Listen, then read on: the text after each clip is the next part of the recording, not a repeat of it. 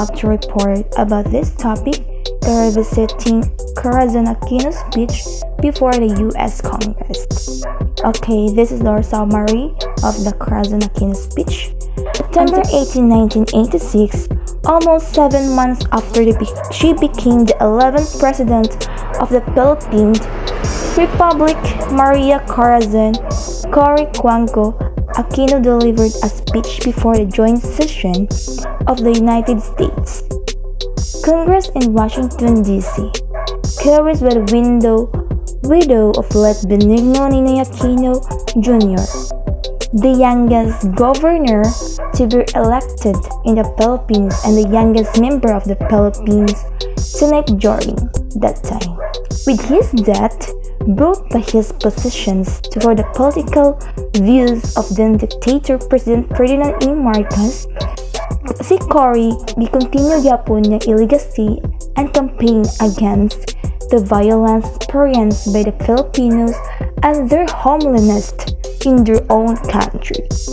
Okay, she encouraged by the revolution to run as president. Encouraged ni Cory nga mudagan siya as president to challenge Marcos and keep on advocating the beliefs and principles his husband had started. Cory became the first Filipina to be sworn in the highest position of the Philippine government. Indagan si Cory para as a president. In her speech before the U.S. Congress, Cory shared her experience. Before siya adto sa U.S. Congress, na siya gi-experience si Cory. And sorrows for losing a loving husband and a good father to her family. Wow. She provided a brief narrations of how Marcos suspended the Philippines constitutions. Distinguished members of Congress, 3 years ago, I left America in grief to bury my husband, Ninoy Aquino. I thought I had left it also to lay to rest his restless dream of Philippine freedom. Today, I have returned as the president of a free people.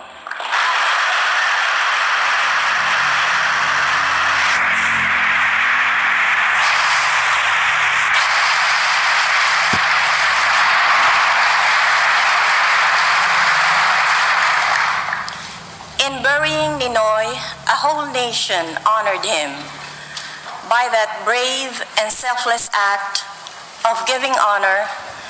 A nation in shame recovered its own. A country that had lost faith in its future found an act of murder. So in giving we receive, in losing we find, and out of defeat we snatched our victory. For the nation, Ninoy became the pleasing sacrifice that answered their prayers for freedom. Slated with the assistance of Teodoro Lopez Locsin Jr., Corazon Aquino's speech served as a primary account of the martial law era in the Philippines. In these historical disquisitions, Cory spoke for all those who served victimized by the Marcos dictatorship, recounting how the death of her husbands sparked the first People Power Revolution, with Filipinos crying out for democracy and freedom from the tyrants of the country. For myself and our children, Ninoy was a loving husband and father. His loss 3 times in our lives was always a deep and painful one. 14 years ago this month was the first time we lost him. A president turned dictator and traitor to his oath, suspended the Constitution and shut down the Congress that was much like this one, before which I am honored to speak. He detained my husband along with thousands of others, senators, publishers, and anyone who had spoken up for the democracy as its end drew near. But for Ninoy, a long and cruel ordeal was reserved. The dictator already knew that Ninoy was not a body merely to be imprisoned, but a spirit he must break. For even as the dictatorship demolished one by one the institutions of democracy, the press, the Congress, the independence of the judiciary, the protection of the Bill of Rights, Ninoy kept their spirit alive in himself. The government sought to break him by indignities and terror. They locked him up in a tiny, nearly airless cell in a military camp in the north. They stripped him naked and held the threat of a sudden midnight execution over his head. Ninoy held up manfully under all of it. I barely did as well. For 43 days, the authorities would not tell me what had happened to him. This was the first time my children and I felt we had lost him. When that didn't work, they put him on trial for subversion, murder, and a host of other crimes before a military commission. The text reflects the social and political situations of the Philippines during time and accounts the first peaceful revolutions in the national history. It carries the breath of the people which waged the war against the rebels of oppression as the Filipino people rally for the cause of freedom. Such angels soared into power which led to the nation's greatest victory, the abolishment of a dictatorial government giving way to true liberty, the upliftment of human rights, and the protections of the welfare of the Filipinos. Coro became a symbol for democracy which empowered the political disenfranchised people. And then, I find it extremely exciting the fact of democracy and freedom mattered for the Filipinos more than their socio-economic situations. The Filipinos had strong values and beliefs that they would not let oppressors abuse their rights and privileges as citizens of the country. The power of a peaceful protest is also rewarding and motivating, which inspires me to take good care of and give importance to the democracy I am enjoying right now. And those are the summary of the revisiting Corazon Aquinos speech before the U.S. Congress. Dagan kay siya gina-share sa mga experience during her president. And that's all. Thank you. So hello everyone, this is the continuation of report of Ms. Erica Pampulo about the former President Corazon's speech. So let's continue. Curry is a turn on controversial topic of the Philippines foreign debt amounting to 26 billion at the time of her speech. This debt had ballooned during the Marcos regime. Curry expressed her intention to honor those debts despite mentioning that the people did not benefit from such debt. Thus, she mentioned her frustrations about the way Philippines was deprived of choices of pay those debts within the capacity of the Filipino people, and she lamented. Finally, may I turn to the other slavery, our $26 billion foreign debt. I have said that we shall honor it, and yet means by which we shall be able to do are the kept from us. Many of these conditions imposed to the previous government that stole this debt continue to be imposed on us who never benefited from it. So, which means the Cory Aquino, di ba? Si Miss Cory Aquino, former President Miss Cory Aquino, ito siya sa US, and then nag-rusher ka na, nag-Thanksgiving siya dito sa iyang pagkapanalo bilang Pangulo. And then, pag-abot niya dito sa Amerika, nagpasalamat siya dito, and then she told the happening of the Philippines nga, the past the government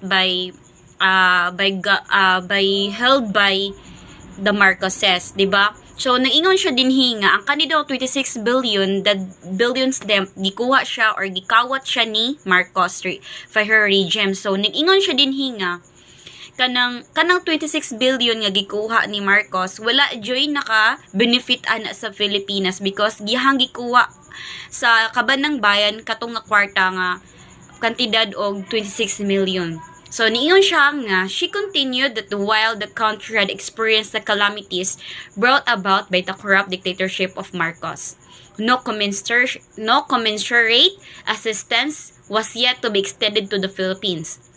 So, she even remarked at that given the peaceful character of EDSA, Papa Revolutions, and she said, these revolutions or this ingon siya nga kanang this pasalamat niya mamark siya Thanksgiving ba nga have been the cheapest revolution fulfilled that the most difficult conditions of the negotiation which has the recitation of democracy responsible government. Ingon siya nga ang katuda ka revolution sa iyaha karon nga bago siya ning nawon na siya na nakadaog na siya mo ay na pinaka cheapest kay tungod katong nagisa 26 billion nga kuha ni Marcos sa last government no sa healed niyang government.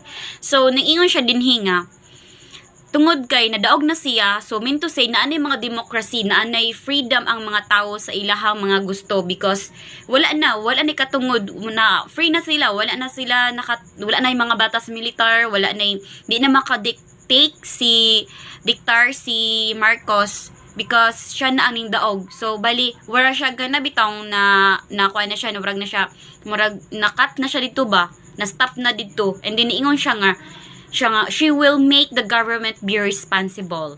So, correlated to the U.S. legislators that wherever she went poor and unemployed Filipinos will to offer their lives to democracy. And she stated that wherever I went in the campaign, slummery area or impoverished village, they came to me with no cry, democracy, not food, though they clearly needed it but democracy. Diba? Ngayon siya nga, katudong nag-campaign pa siya, daghan kay duol sa iya nga mga tao na nga naghilak, dili kay nangayo og kwarta, dili kay nangayo og pagkaon, dili kay tungod nangayo naghilak tungod sa kalisod, tungod sa kapobrehon, but they need a democracy. They need freedom. Mo ni giingon niya nga naluoy siya sa mga tao ato nga time kay tungod nakita niya sa mga tao nga naglisod jud sa about ato sa dictatorship about batas militar bitaw ana martial law. So ningon siya nga we must cut this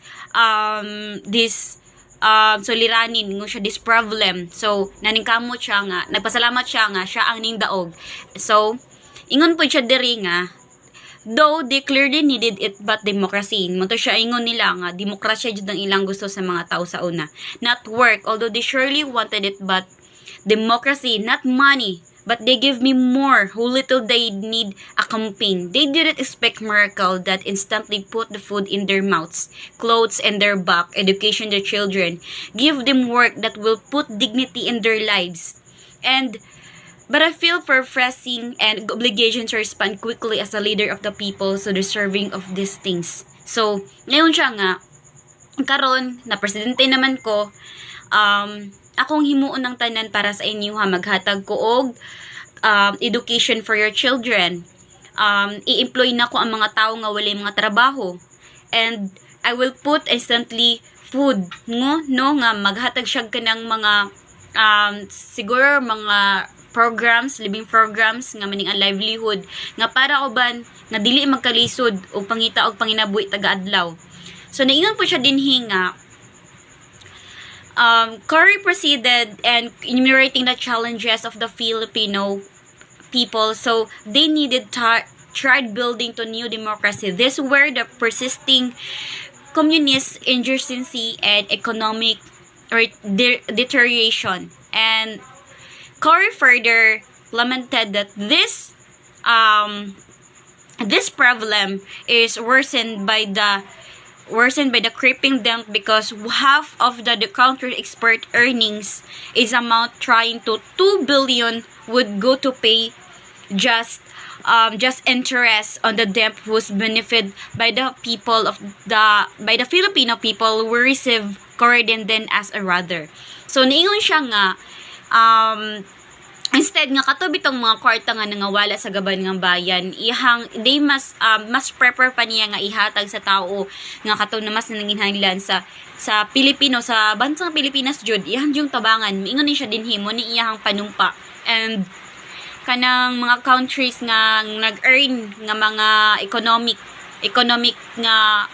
they solve the economic problem. So mo to ningon siya nga mas ihapang panatagan, ihapang mas suportahan tong mga country nga naghatag pud og kaning tabang sa Pilipinas. So this is the end of my report, and kanang salamat sa paglantaw og paminaw. Thank you. Bye. And now, I'll be continuing the speech of our late President Corazon Aquino before the U.S. Congress. So, I will read first the continuation of Corazon Aquino's speech before the U.S. Congress. Ninoy's death was the third and the last time that Cory and their children lost Ninoy. She continued, and then we lost him irrevocably and more painfully than in the past. The news came to us in Boston. It had to be after the 3 happiest years of our lives together. But his death was my country's resurrection, and the courage and faith by which alone they could be free again. The dictator had called him nobody, yet 2 million people threw aside their passivity and fear and escorted him to his grave. Cory attributed the peaceful EDSA revolution of the martyrdom and Ninoy. She stated that the death of Ninoy sparked the revolution and the responsibility of offering the democratic alternative had fallen on her shoulders. Cory's address introduced us to her democratic philosophy, which she claimed she also acquired from Ninoy. She argued, I held fast to Ninoy's conviction that it must be by the ways of democracy. I held out for participation in the 1984 election, the dictatorship called, even if I knew it would be rigged. I was warned by the lawyers of opposition that I ran the grave risk of legitimizing the foregone results of election that were clearly going to be fraudulent. But I was not fighting for lawyers but for the people in whose intelligence I had implicit faith. By the exercise of democracy, even in the dictatorship, they would be prepared for democracy when it came. And then also, it was the only way I knew by which we could measure our power even in the terms dictated by the dictatorship. The people vindicated me in an election shamefully marked by government thuggery and fraud. The opposition swept the election, garnering a clear majority of the votes even if they ended up thanks to a corrupt commission in election, which barely a third of the seats in parliament. Now I knew our power. Cory talked about her miraculous victory through the people's struggle and continued talking about her earliest initiatives as the president of a restored democracy. She stated that she intended to forge and draw reconciliation after a bloody and polarizing dictatorship. Cory emphasized the importance of the EDSA revolution in terms of being a limited revolution that respected the life and freedom of every Filipino. She also boasted of the restoration of a fully constitutional government whose constitution gave utmost respect to the Bill of Rights. She reported to the U.S. Congress, again, as we restore democracy by the ways of democracy, so are we completing the constitutional structures of our new democracy under a constitution that already gives full respect to the Bill of Rights.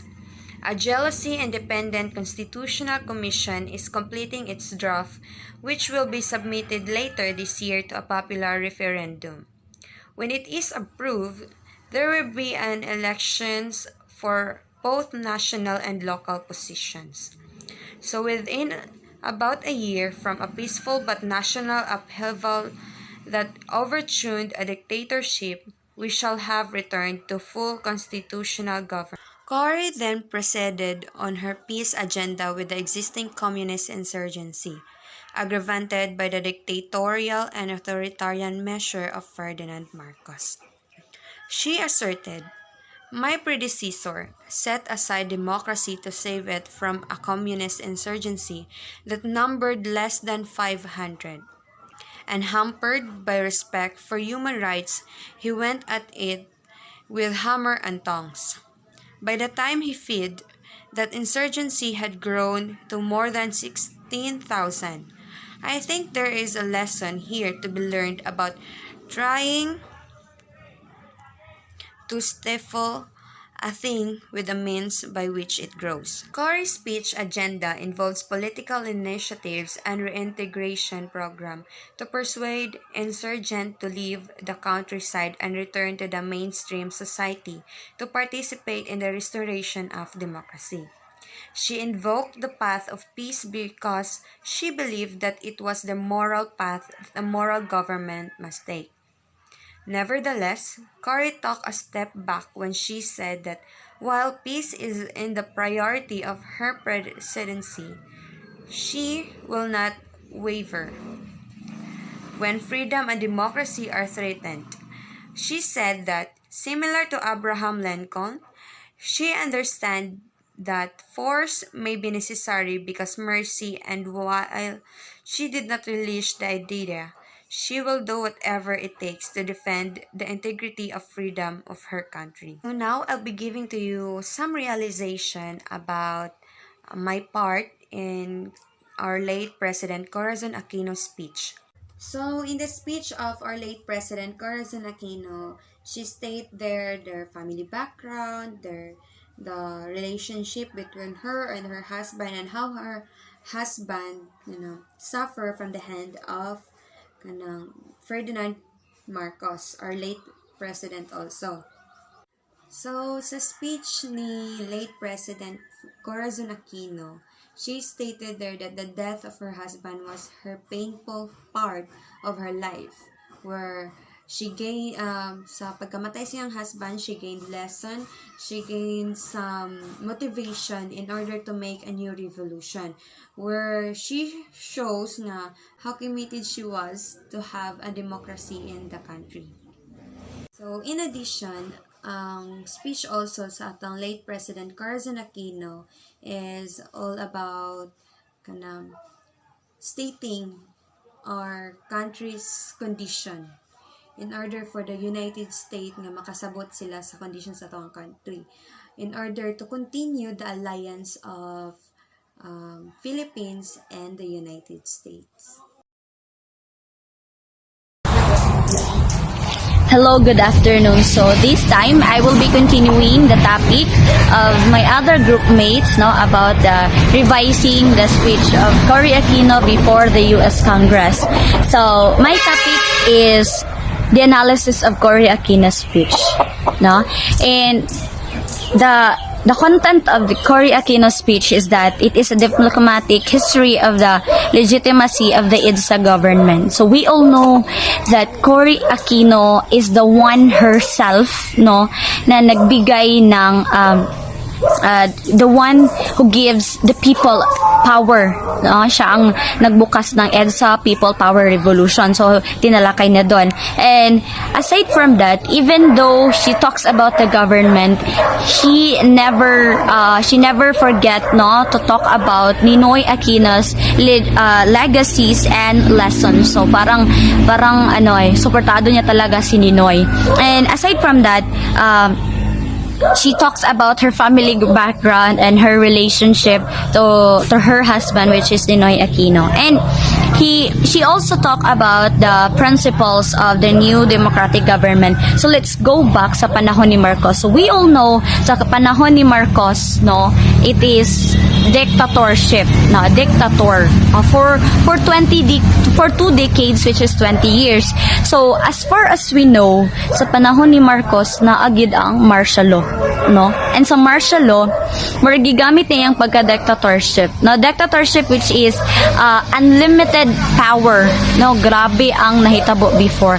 So pagka presidente na ni Cory Aquino, gitagaan niya emphasis ang what's this? Democratic. So when we talk about democratic, the people has freedom, no? Freedom to choose, freedom to vote, and freedom to anything. You have the freedom to voice out the things that you wanted to say, the things that you wanted to happen. That's democratic. And then, Cory's decision is an indicator of her government intention to carry out on a debt-driven economy. So when we talk about debt-driven economy, way back sa panahon ni Marcos, no, Philippines has indebted to America for its $26 billion. So imagine how big the $26 billion. And you know what happened? Cory Aquino did pay that debt. No, kung botso na hunaon, it is not the Philippines who indebted the America, but Marcos itself. But she has this saying that we fought for honor, and if only for honor we shall pay. So as I can say na that Cory Aquino is a very good leader. No, let's talk about Cory Aquino sa panahon niya. No, Cory Aquino ran for president for twice, no? She first ran and then kanang wala siya kadaog, no? She never win. And then the second one is she win because of this snap election. When we talk about snap election, it's madalian. So according to Cory Aquino versus Marcos, she said that if makakuha ko 1 million votes or 1 million signature from the people, then I will be the president. Then Marcos itself, ningkuman siya. So sige, go. And then one of the reporter, no, kumbaga, grabe kasulid ni Cory Aquino, the former president Cory Aquino, she helped Cory Aquino. And in by 6 p.m. at that day, no, at exact day, nakakuha siya og 1,026,000 nga votes. And that's the reason why Cory Aquino became the president. Okay, let me read to you my analysis and realization of the Cory Aquino speech, no? As what I have researched, that during the speech of former President Cory Aquino, everyone has, you know, it is something called standing ovation, no? Pag speech niya, ikalima siya naka-stop og speech, because people always go stand and then clap for the things nga iyang gipang ingon bitaw. So that's how the speech of Cory Aquino, grabe ka amazing. So let me read it to you. My analysis. My analysis on Cory Aquino's speech is that she is a good leader following the footsteps of her late husband Ninoy Aquino, who is suffered in the hands of Marcos' dictatorialship. And then, in her speech, it clearly stated the new democratic government that she wants to build after the long run of Marcos leading the country for 2 decades. She emphasizes the rights and liberty of Filipino people. Cory claimed that her main approach to this problem was through peace and not through the sword of war. As we all know, Marcos is indebted to America for worth of 26 billion in total foreign debt. So this is what I am talking a while ago. And Aquino paid it all, saying, "We fought for honor, and if only for honor we shall pay." So this involves the integrity, no, having the integrity towards the Filipino people. So si Cory Aquino di ay makaingon sud ta that she is a leader, no, with integridad. Why? Because pag ingon niya nga, we fought for honor, and only if honor we shall pay. So imagine the $26 billion being a debt to America. No, grabe kadako. And imagine Philippines is is in a crisis state that time, no? In a long run patang anang maka-recover. But then what Cory Aquino did was iyaha jud siyang gibayaran, no? Grabe jud kayo ang gihimo ni Cory Aquino. The speech of the former President Corazon Aquino gives us the insight on how Filipinos struggled to attain freedom and between the insisted resistance from the past have inspired Filipino revolutionaries in our current era. The document described the struggle faced by the Aquinos to help the Philippines achieve freedom. This also shows how the dictatorship transformed into democratic government. So, the speech of former President Cory Aquino give us the insight that we Filipinos should not be enslaved by other country, no? And aside from that, we should not be enslaved by the Marcos dictatorialship, no? And the speech itself tells us that from dictatorialship, she turns it into democratic. So imagine, no, grabe dictatorialship. Pasabot, Filipinos has no rights, has no freedom, no, we cannot vote, we cannot voice out kung unsa atong gusto buhaton. But because of the speech of Cory Aquino, and because of her presidency na Philippines, Cory Aquino did was iyaha jud siyang gibayaran, no? Grabe jud kayo ang gihimo ni Cory Aquino. The speech of the former President Corazon Aquino gives us the insight on how Filipinos struggled to attain freedom and between the insisted resistance from the past have inspired Filipino revolutionaries in our current era.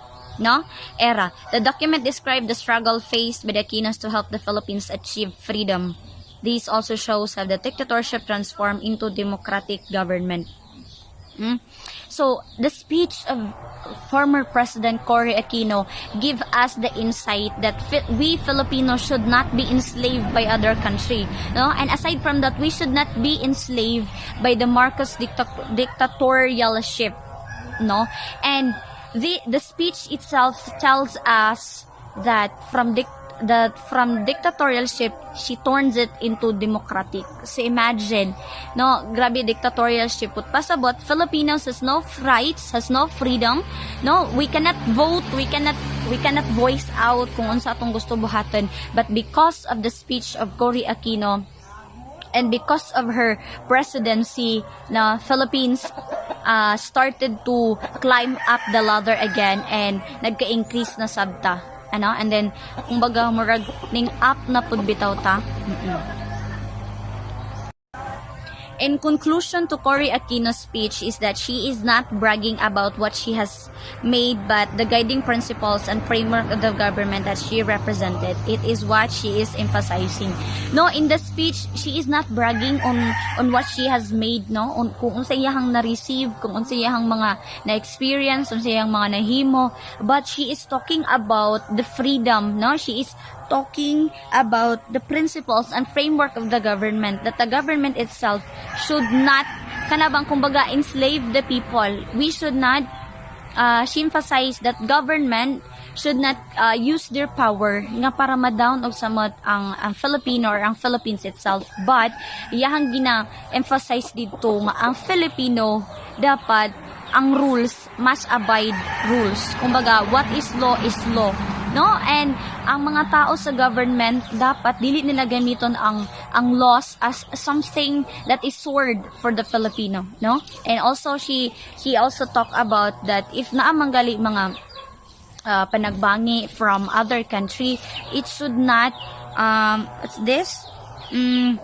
We should face this problem through through peace and not the sword of war, no?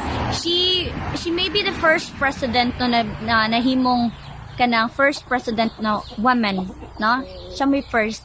And then we all know that babaye sa una is that murag kumbaga dili kay sa capable of handling authority, of handling situations or handling people, no? Women before cannot govern something because that's what they believe. But Cory Aquino, kumbaga gipakita niya that women can do something, no? Pwede siya maka-level sa man. And that's how Cory Aquino's speech, no? Nag-involve siya freedom, nag-involve siya of the power of the people, the government, no, the democratic, and grabe hisgutan niya dito nga kumbaga the principles and mga laws, no, and she nahimo po siyang reason nga nganong kumbaga naghimo siyang reason para sa mga revolutionaries na bitaw to fight